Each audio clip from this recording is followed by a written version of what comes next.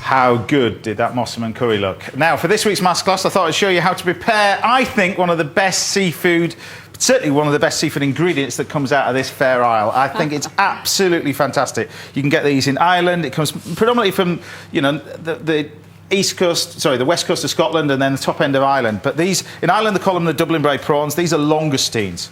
And back in the 60s, the trawlermen used to go out catching fish and they used to get these caught in the nets.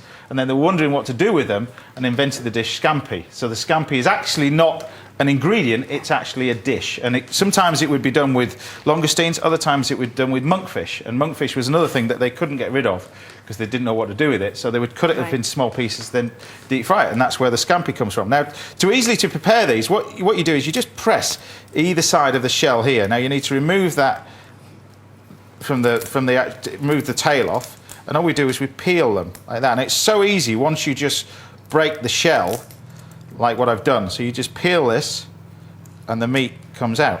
I'll show you again. You literally keep them whole, you twist that off, you press this side, both sides of the shell, and the same when they're cooked. This is how to peel them when they're cooked.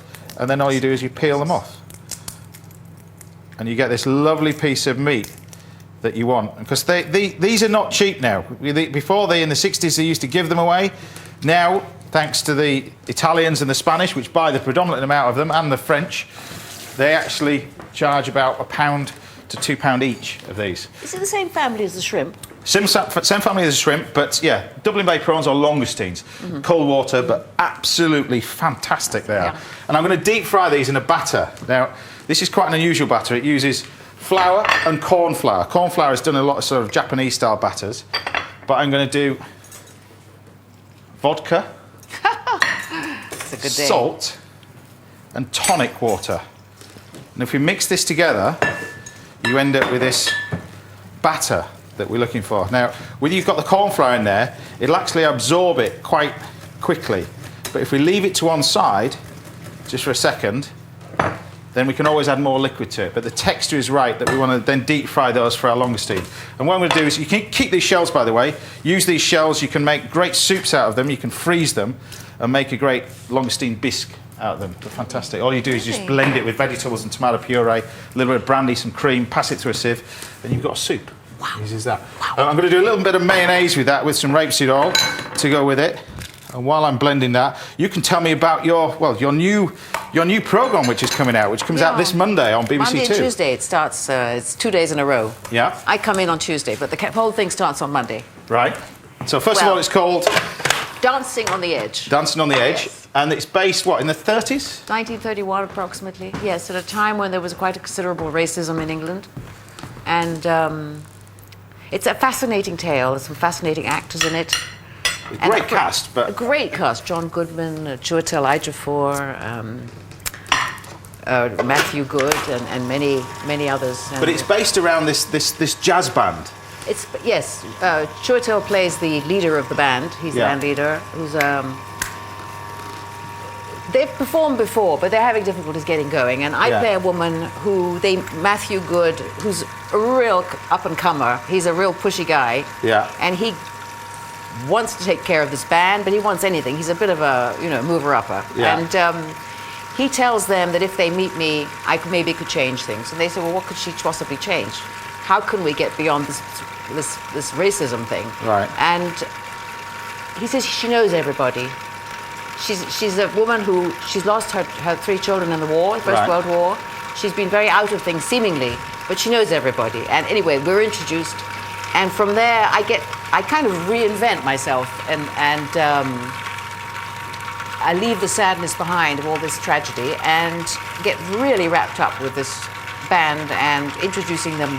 And I don't want to tell too much of the plot. Yeah. It's a fascinating character, and it's a fascinating story, very well written. Well, Stephen Polyakov. Yes, Stephen is such a character.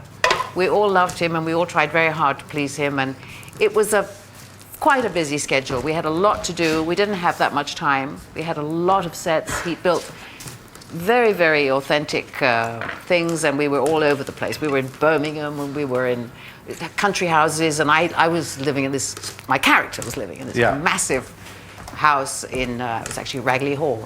And I don't know where to start. There's so much to say. It surprised a lot of people because in the studio, I'm a big sort of jazz fan as well.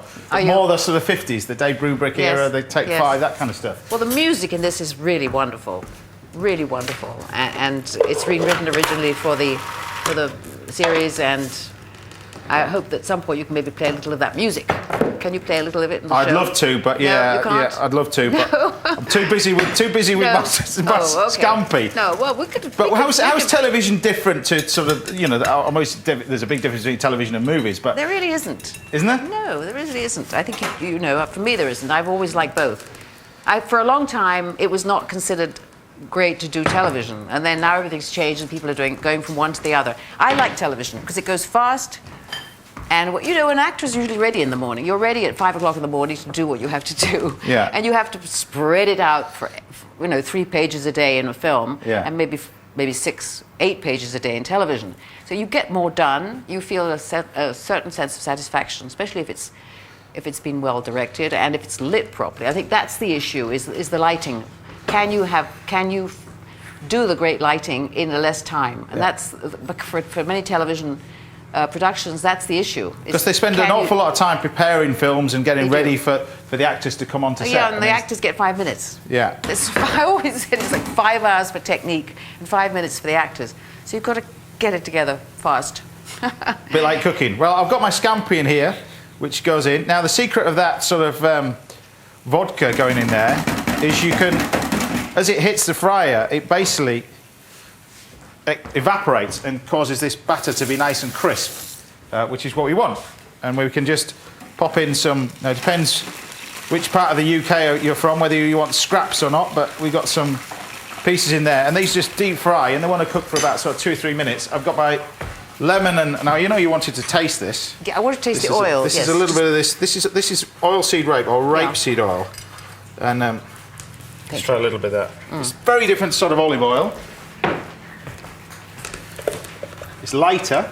Good. It's good, isn't it? It's good. It's good, and good for you as well. And all I've done is just make a little bit of mayonnaise. Is this cold pressed? This is cold pressed as well. Yeah.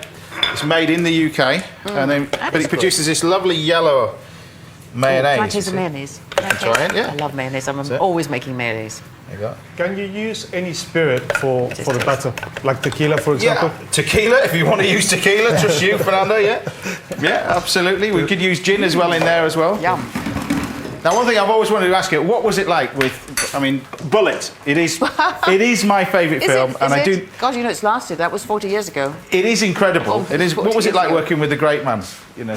It was good. It was his first. It was his first production of his own company, so he was a little bit hyper. Yeah. Yeah. He was always on his bike, rushing around, trying to keep away from the crowds. He was incredibly famous at that point. So everywhere we went, you know, you could feel it coming, people looking for him. But he would just in and out. He would always turn his back to the door. But your whole career's been working with the greats. I mean, the great Audrey Hepburn, Burt Lancaster, Dean Martin. I didn't work with Burt. He was on I did Airport with Dean Martin, but I never had scenes with Burt. Right. In fact, those two actors were so different. The set was completely different when either one of them was there. Dean was just all jokes. And Burt was the set was silent.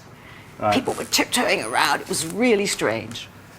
Well, there you have it, my deep fried scampi.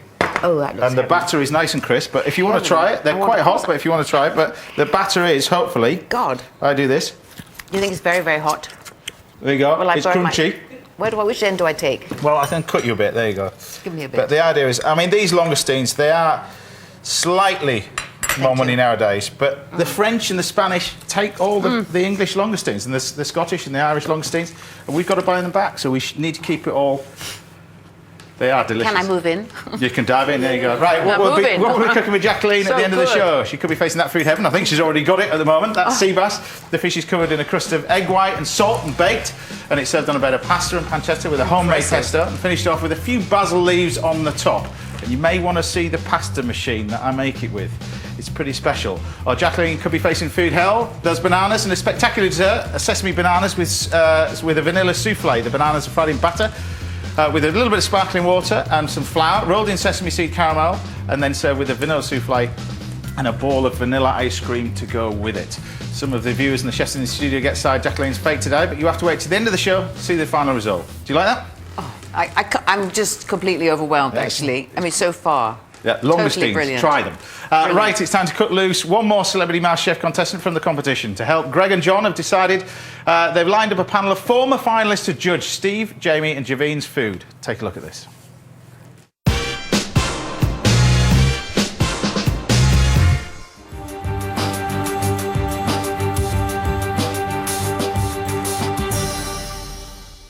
Good to see you. It's a big day today, big day in the competition, big day for you. Today you will be cooking for 2 Celebrity MasterChef champions and one of our exceptional finalists. These 3 have shown they understand what great food is all about. They know what is possible in this competition. You want to stay? Today you've got to cook great food. Good luck. Let's cook.